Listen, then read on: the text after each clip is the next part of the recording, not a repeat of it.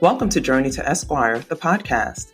I'm Jocelyn Hardrick, founder and president of Diversity Access Pipeline, Inc., the company behind this podcast and other great programs.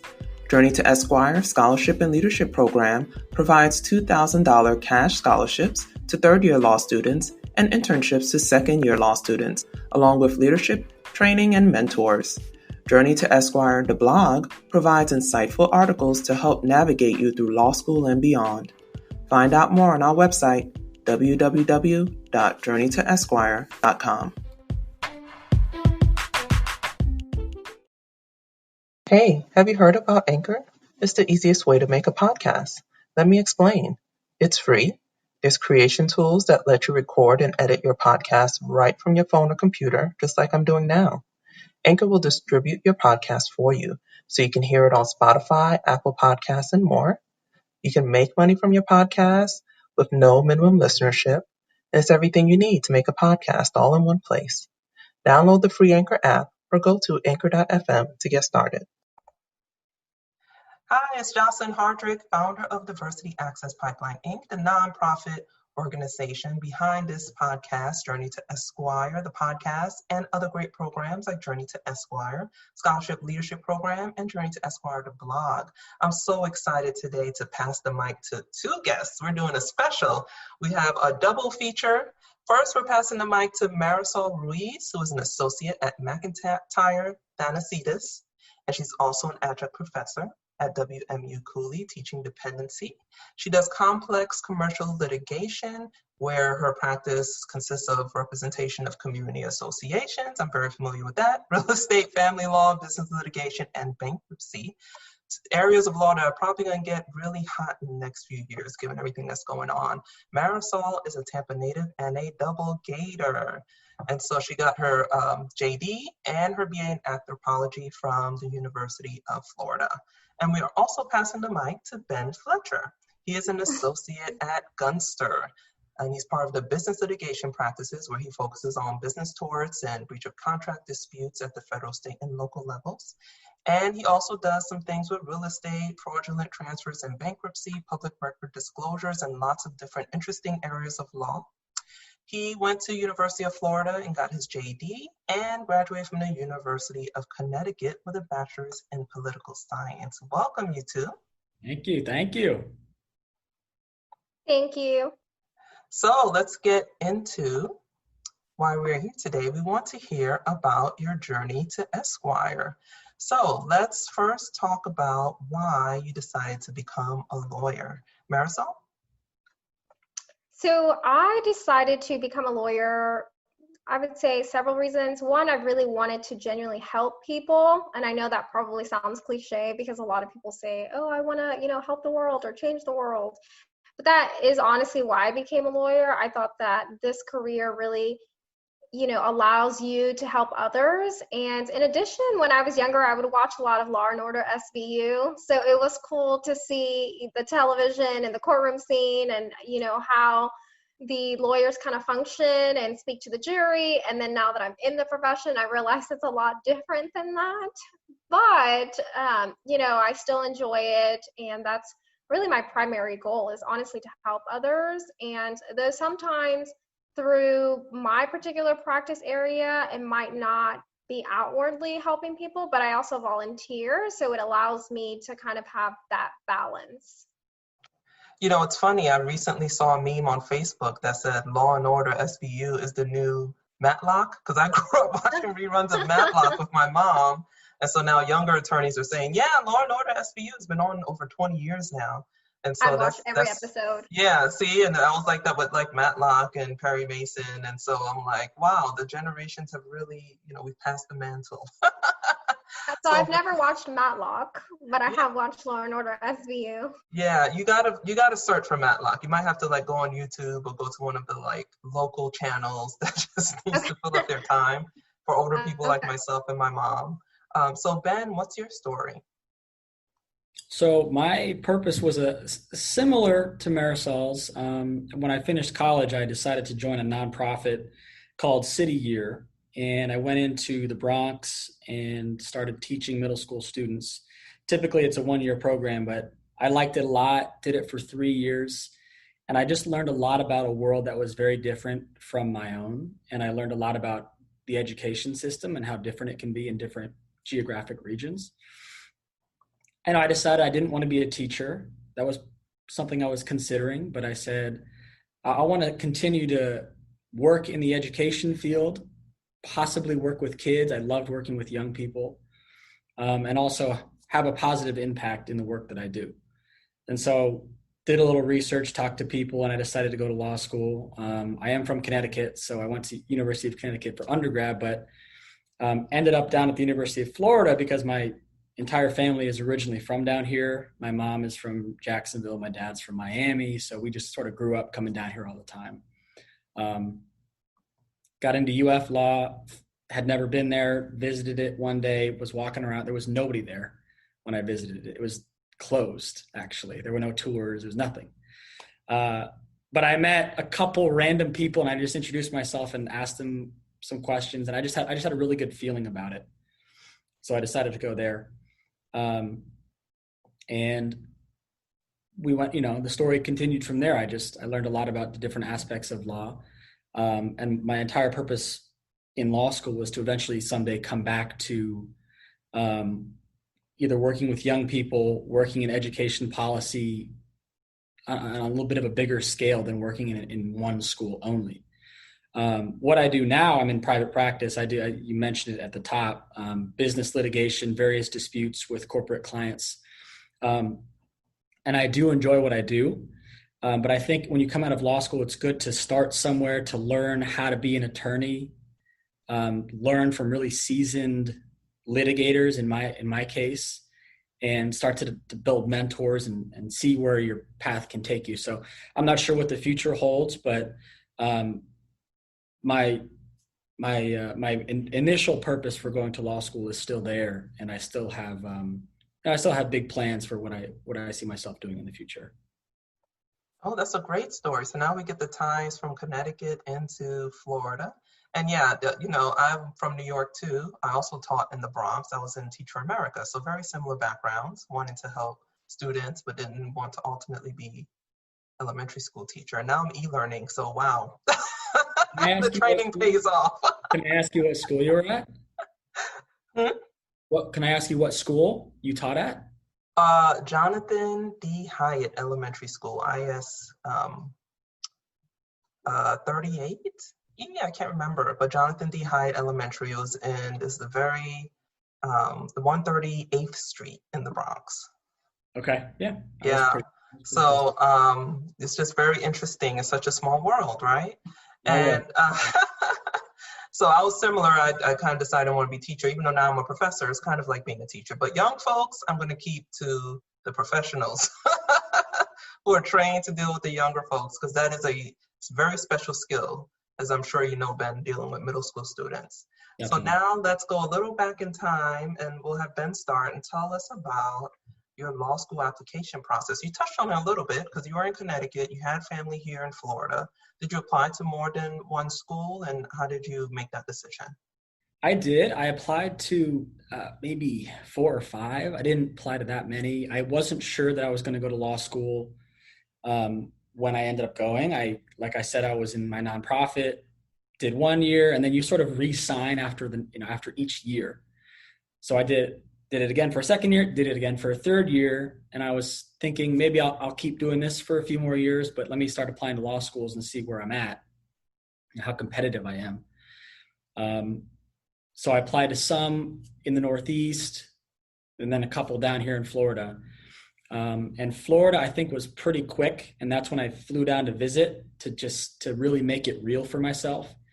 And that I had a really good vibe when I visited Gainesville. I felt like I could see myself being there for 3 years. And so I just chose UF, and that was it. It wasn't really like I was balancing 2 or 3 and I applied to 30 places. It wasn't like that. And so, yeah, it happened pretty quickly, and I was very happy with my decision. And Marisol, you ended up in the same place, but what was your process like to get there? So I actually graduated undergrad a year ahead of time, and at the the moment, I 100% knew I wanted to go to law school. That's always been my goal. And so what I did was apply to several schools, and I was actually going to start at the University of Texas. I had signed, I had gotten an apartment, everything, and I was driving over there and unfortunately got into a car accident. And so it kind of, everything was okay, but I think it made me rethink things because I was so away from my friends and family and home. So I really took the time and discussed it with several individuals. And I thought, well, that would have been the year that I graduated early, so I still would have been an undergrad at UF. So instead, I decided to come back to Tampa and then just work a little bit and then just take the time to maybe breathe. And so then I applied again. I applied to FSU and Stetson, and I was in between Stetson and UF. I loved the Stetson campus. I thought it was beautiful. And I think their program is also a great program as well. So I think I discarded FSU because of my loyalties to UF. So I was in between those, and I went back to Gainesville. And when I was there, I just felt, I was already used to it. So I felt comfortable. And so I decided Stetson was also a little too close to home. I wanted to venture back out. And so I ended up, just going to UF and starting there. I'd already gotten accepted and it was familiar to me.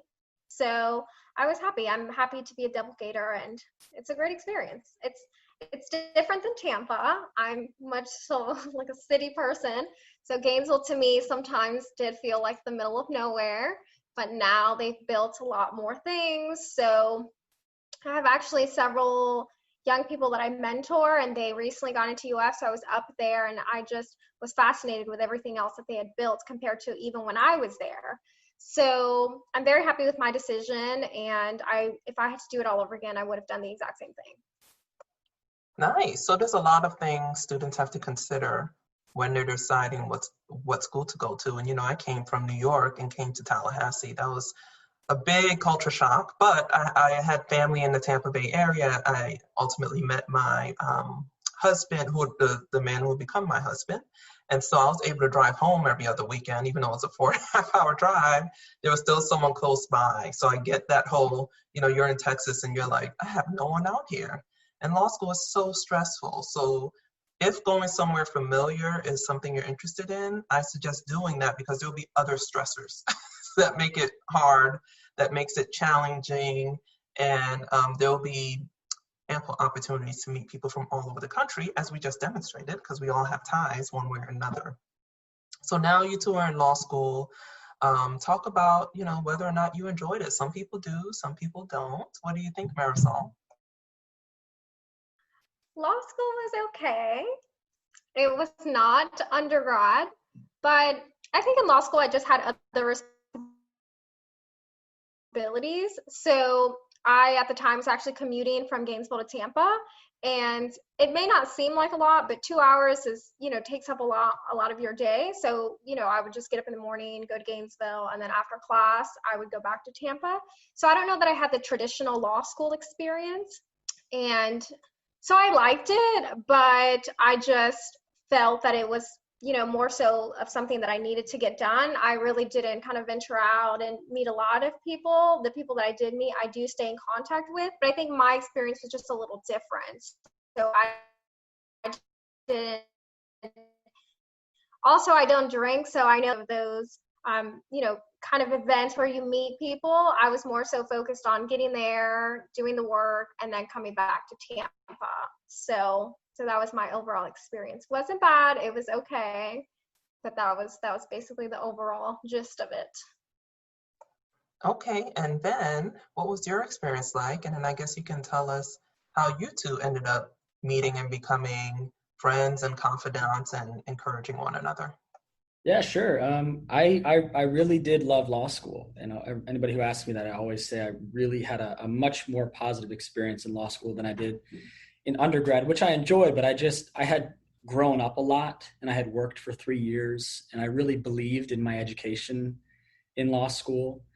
And my law school was I felt it was a very supportive environment. I got involved in everything I could get involved with.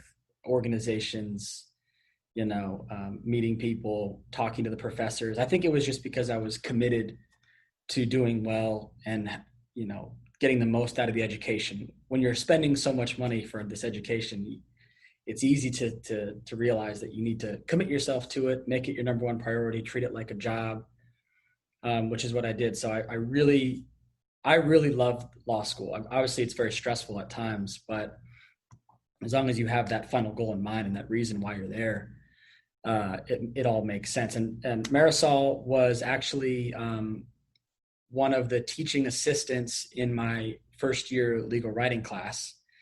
So I think we initially met then, but then we were in trial practice maybe a year or two later together.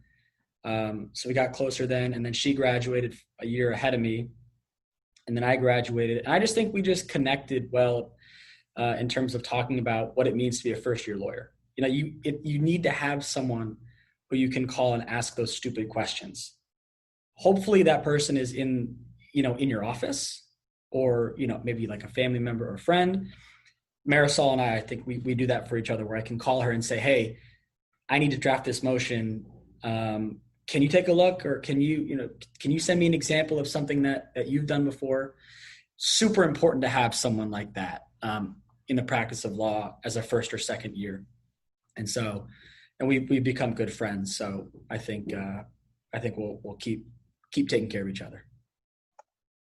Yeah, so when Marisol and I first spoke, she was reaching out to me as a professor, trying to just get some tips. The same concept, the first time you do something, it's always nice to have someone just kind of, like you said, where do I go for X? It's like something simple like, how do I set up the class again? Especially now we're all online. It's a whole new world for even seasoned professors.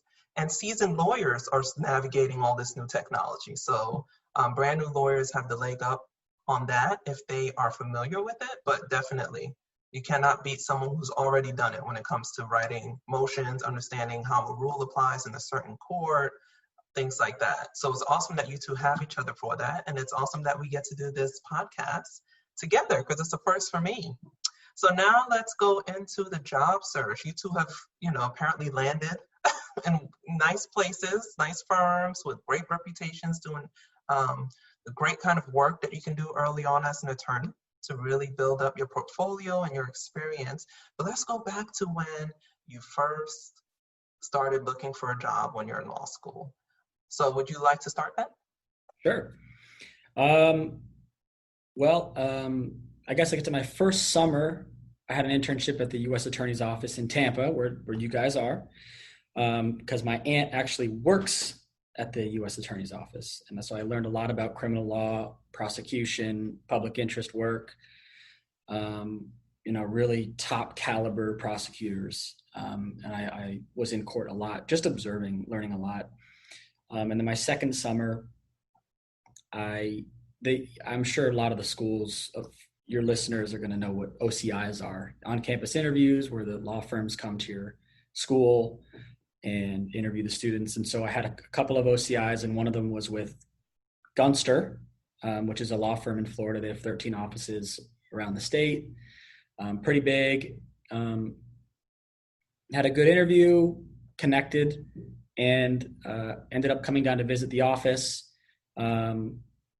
Things just went well, and I ended up having a summer internship during my second summer in West Palm Beach, where I am now. The summer was great. You're working hard, but the priority is really the impression that you make to the partners. Do you seem like you're a trustworthy person? Can they see you coming in every day and being hardworking and being, someone who's committed and trustworthy, handling fairly big tasks. It was a good summer. I got an offer at the end of the summer, and then I came back right after the bar exam. And so I'm really grateful for my experience, because a lot of my friends didn't have it go quite that easily. So a lot of people are weighing different things and one of the challenges for me was this location, honestly, because I don't have any ties to West Palm Beach, and I didn't ultimately want to end up in West Palm Beach. But as it happens, I really enjoy it here. And, I think if I were to give some advice to someone starting out, especially these days, with all the uncertainty, if you get an opportunity, it's not necessarily in your hometown, or it's not necessarily the exact opportunity that you want, have an open mind and maybe give it a shot, because I didn't want to be here necessarily in this location. I have family in Jacksonville, and I have family in other places. But I did it, and I fell in love with the location, and I fell in love with the people in the office that I work with. So, I would say stay open-minded, and hopefully things will work out. Yeah, and you're our second Gunkster interview. We interviewed John Shafino, who is one of the newer partners. Yeah, he's my mentor. He's a big fan of the program. And so, and his brother, Bill Shafino, very well known in Tampa, and joined Gunster, what was it, last year, I guess? Yeah, they both came in together maybe a year ago, maybe a little more, yeah. Yeah, a little over a year. And so we're excited to have another Gunster person and give you all a shout out. One of our goals for the program is getting law students into big law firms and understanding what you've described, the mentorship, the experience, the things you're going to learn from watching people who do this stuff really well, so that you can go on and do whatever else you want to do, and you take those skills with you. And so that's part of why we love interviewing people who are at big law firms and talk about how you get into those positions. So Marisol, how was your job search right after law school? So it was fine. I agree with what Ben just said as far as staying open-minded. I think looking back, I was probably a little closed-minded, only because I was born and raised in Tampa, and I've always said I never wanted to leave Tampa. And so I clerked for a couple of larger firms when I was in law school. And so when I was doing OCIs, I had several offers, but some of the offers were in other offices. And that's just where the need was. And to me, it was really important to stay in Tampa. I could not see myself honestly living anywhere else. So I took that in mind. And when I was in law school, I reached out to some of the mentors that are in the community. And the last year I participated in a juvenile dependency and delinquency clinic, and I loved it. It was honestly a wonderful experience. I loved everything about it. And so when I was talking to one of my mentors, she told me, since you like that so much and you've already done the big law, maybe try starting at a smaller practice to see if you would like that better. And then you can kind of balance it out and see if later on you want to go to another big firm, or if you want to stay and kind of do the smaller to mid-size route. So she recommended family law, and now I know that family law is very different than juvenile delinquency and dependency, but at the time that you're a law student, you don't really know. You just want to learn, you want to get the experience. And so I started going with her to a lot of the HCBA luncheons, and so I met several attorneys, and in this particular occasion, I was trying to balance out two offers, one that was not in Tampa and that one that was, but I was really unsure of. So when I was sitting down at the HCBA luncheon, I ended up meeting people that only practice family law at a firm in Tampa. And so they asked me, what are you doing after the luncheon? And I said, well, I have to drive back to Gainesville. And they said, hey, swing by the office. So I swung by the office and they made me an offer.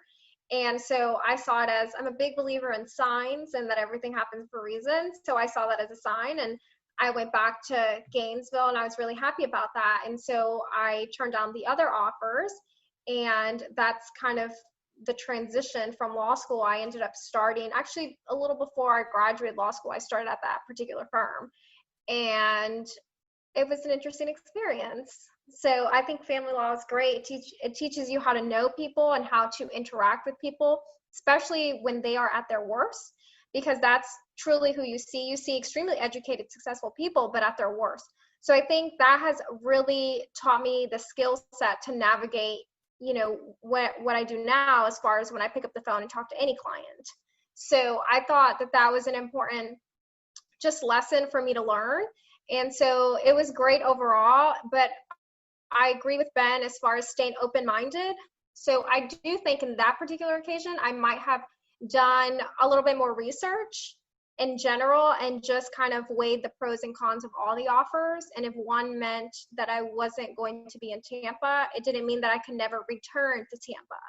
And I think when you're a law student, you just sometimes you have narrow tunnel vision and this is what I want, and you don't really seek out other opportunities. So my advice would be to do as much research, but also to network in the community. I think a lot of law students think that a lot of these networking events are only for lawyers and judges, and that's not true. I started going to several events when I was still in law school, and I met a lot of people that now I consider my mentors. So I would definitely recommend just testing the waters. If you have an offer, reach out to some of the summers or some of the clerks, younger associates that work there. Try to figure out what it's like, the practice group, the personalities, the type of work, the billable hours. Just in general, really learn the people before you say yes to an offer. That's probably the best advice that I could give somebody.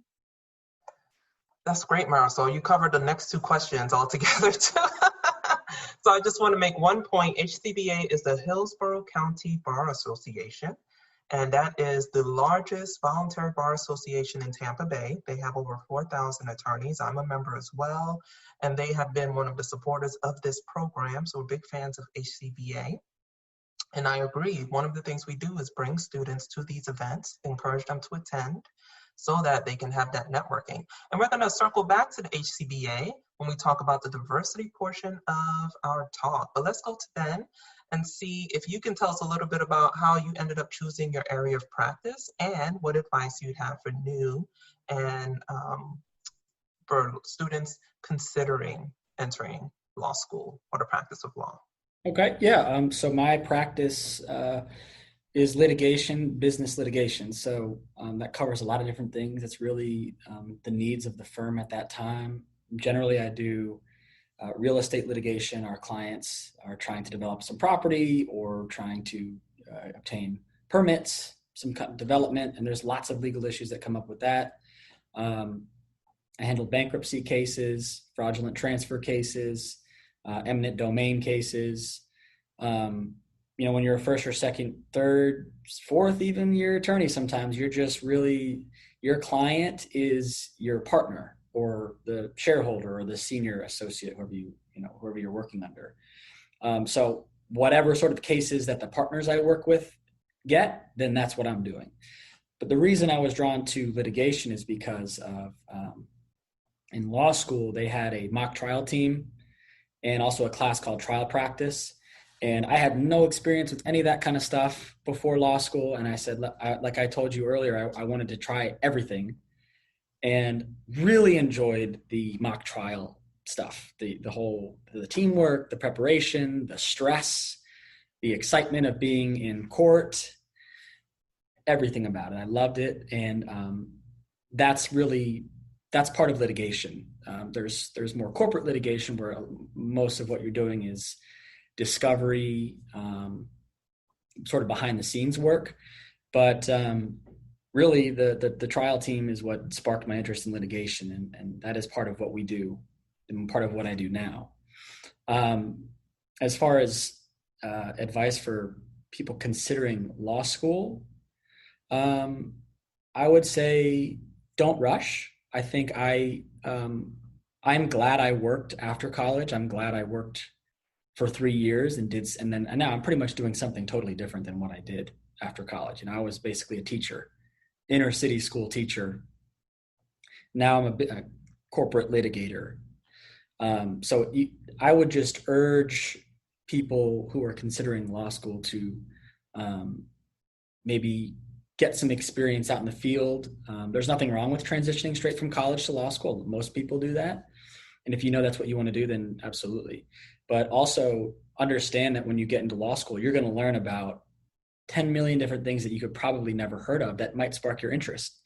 So I'm sure there's people who come into law school and they know they want to be a criminal defense lawyer. They have they have that idealistic mindset and they know what they need to do to get to that role. And they should shoot for that. But along the way, you might learn, I remember taking contracts and actually kind of liking it. I thought it would be super boring, but I loved contracts, and I don't know, I'm not ashamed of it, but maybe you'll go to law school and learn about something that you didn't know before and maybe be interested by it. So definitely have a reason for going to law school, have a goal and have a purpose for that, because it can be very expensive and very time consuming and very stressful. But again, be open-minded and don't rush. Take your time, make sure that that's what you want to do. And I would encourage people to get work experience first. Yeah, that's great advice. I had 4 years between undergrad and law school. I taught, but also did a few other things. I worked in banking, finance, did all this other stuff. And I wanted to be a criminal defense attorney. It's never happened. So now I just teach criminal law. That's my big joke now, because for whatever reason, I could never quite get a criminal law job. But you never know. Like Marisol said, she did that dependency clinic. I did a clinic too with the state attorney's office and loved it. Loved it. Or you might do and say, this is absolutely not what I want to do. And that level of certainty can be really helpful in helping you make decisions. So now let's transition to the part where we're talking about diversity and inclusion, what we like to call our ideals. And of course, my dog decides to start barking. Inclusion, diversity, equity, access, leadership, and service. And you two just wrote this great article for the Hillsborough County Bar Association Lawyer Magazine. So why don't you two tell me about it? I guess we'll start with Marisol.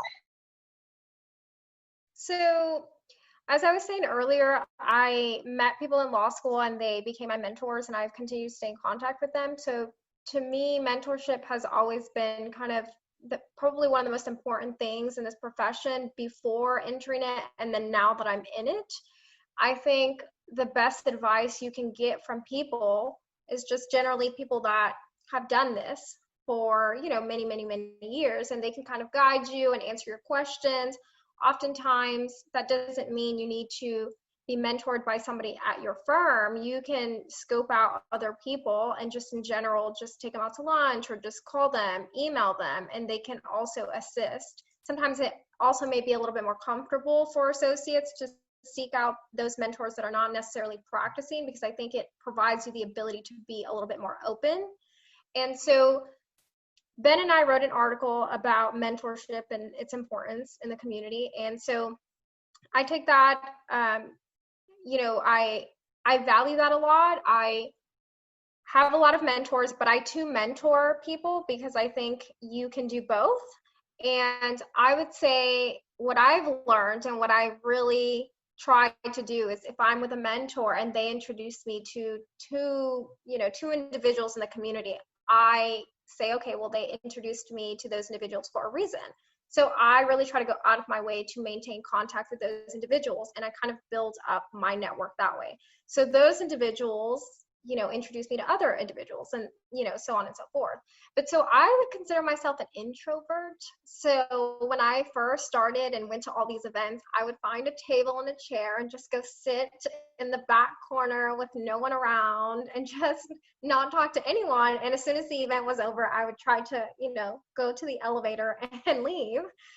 So now I feel a lot more comfortable. I'm in a lot of organizations, and because I know everyone there, not everyone, but a significant amount of people there, I feel a lot more comfortable now. And I think that's really important as an attorney, to not feel that you're kind of alone in the profession, because it can be stressful, and just having that network to reach out to for support to me is really important. So I thought, well, Ben and I can really, since we both value mentorship, we can take the time to write about it and then have it published. And so we just got together, I'm in Tampa, he's in West Palm Beach. So we just communicated over the phone. Nowadays, that's what everyone's doing, so that's fine.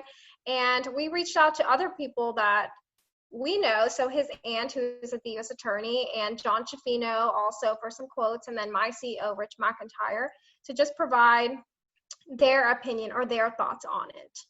So I would always encourage young lawyers, don't be afraid, reach out to someone. I remember I took an adoption class in law school, and I got cold called for a particular case. And I ended up reaching out to the attorney who, unbeknownst to me, is in Tampa. And we had lunch the very next day. I drove, met her, and now she's one of my biggest advocates. So I always tell my mentees to do that. And even before entering law school, right? So you can shadow someone, you can shadow a judge, you can shadow an attorney. I feel like sometimes attorneys in this profession think that, they cannot talk to judges or, certain attorneys. And that's not true. Reach out to anyone and everyone, because everyone is here to help you and to support you. So I find that to be, something that a lot of young lawyers need. And it doesn't matter how old you are. So when I'm 40, 50, 60, whatever, hopefully make it to 100, I will still have mentors.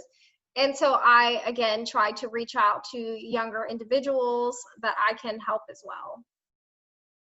Nice. So Ben, what was your experience with mentors, and talk about the process you used to co-write this article? Because I co-wrote with Brielle Tucker, who Marisol knows, and we talked about mentorship as well. And so, of course, we're going to share you guys' article with our audience. So I want to hear a little bit more about it, Ben. Sure. I'll just add that I think, I just wanted to add that I think it's super important, mentoring. It's very underrated. It's not really talked about a lot. And you really have to be a self-starter and a go-getter sometimes to find a mentor. In my experience, the only person in my family who was an attorney is my aunt over there in Tampa, who we've mentioned a few times now. And she was someone I felt like I could ask, I could turn to and ask for advice with whatever it was, whether it was career advice or actual work-related advice.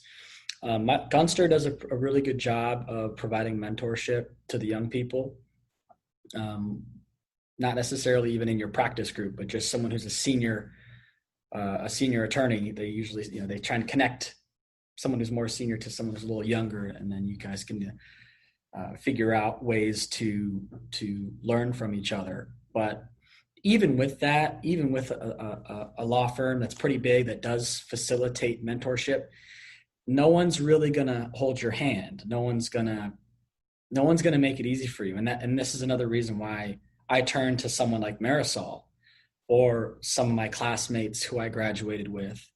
And even younger folks that I went to law school with, I'll reach out, text, call, because I have a lot to learn from the people who are, younger than me. And I'm always trying to learn from those people who are older than me. And whenever someone asks me for advice, I feel grateful, because that's sort of like a mentorship role. I think I'll echo what Marisol said about getting involved in the community. I'm over in Palm Beach County, and it's very easy in Florida, especially in Palm Beach County, to get involved in the local bar associations and local nonprofits. I'm a volunteer at the Boys and Girls Club, so I like to mentor middle school kids. It's kind of like what I did in New York. And so if you're committed to it, there's a bajillion ways to find a mentor, be a mentor. And as far as diversity, I think that's sort of the whole theme of what you're doing, Jocelyn. I think diversity can mean lots of different things. I think we don't want to pigeonhole I think some people have limited views of what diversity means. Background, where you come from, what you look like, what you're interested in, what your professional experience looks like. And so if you're just starting out, or even if you're an older attorney, you get involved in the community, you get involved in local bar association committees, or whatever it is, local organizations, you'll find that you have much more in common with people who are different from you than you think. And I think a lot of young people coming out of law school need to do a good job of getting involved in the community, meeting people who are different than them, even politically, even someone who disagrees with you politically. I think it's really important to get out and talk to people who disagree with you. And we need to learn how to disagree peacefully. And like I said, you have a lot more in common with people who don't necessarily look like you than you think. And so I think what you're doing with the podcast and the blog and everything you're doing is great. And so I want to try and help push that. Thank you. I appreciate it. And mentorship is a great way to do that. One of the things we tell our students too is, try to get mentors, like you said, who are different than you in some way, so that you can connect with people on all levels and really find a commonality. Because it's important, if you're a woman, that you have male mentors and female. If you're one race, you have people from different backgrounds. If you're one religion, etc. And I have friends who are different religions, races, gender identities, sexual expression, all kinds of things. And I've learned so much about them. What I've learned the most is, at the heart of everyone's existence, we're trying to be happy. We're trying to keep a roof over our heads, clothes on our backs, food on our stomachs, loved ones close by, stay healthy, etc. And so if we can get past all the other noise, then we can accomplish a lot. So that is our hope with the program. Guys, this has been absolutely wonderful. I really appreciated having both of you on this podcast, and it went very smoothly. It's almost like we rehearsed it or something. So I can see why you two work so well together. So thank you again, Ben and Marisol, for joining us on the Journey to Esquire, the podcast. For more information about our programs and this podcast, please visit www.journeytoesquire.com. Thank you, Ben. Thank you, Marisol. Bye-bye. Thank you.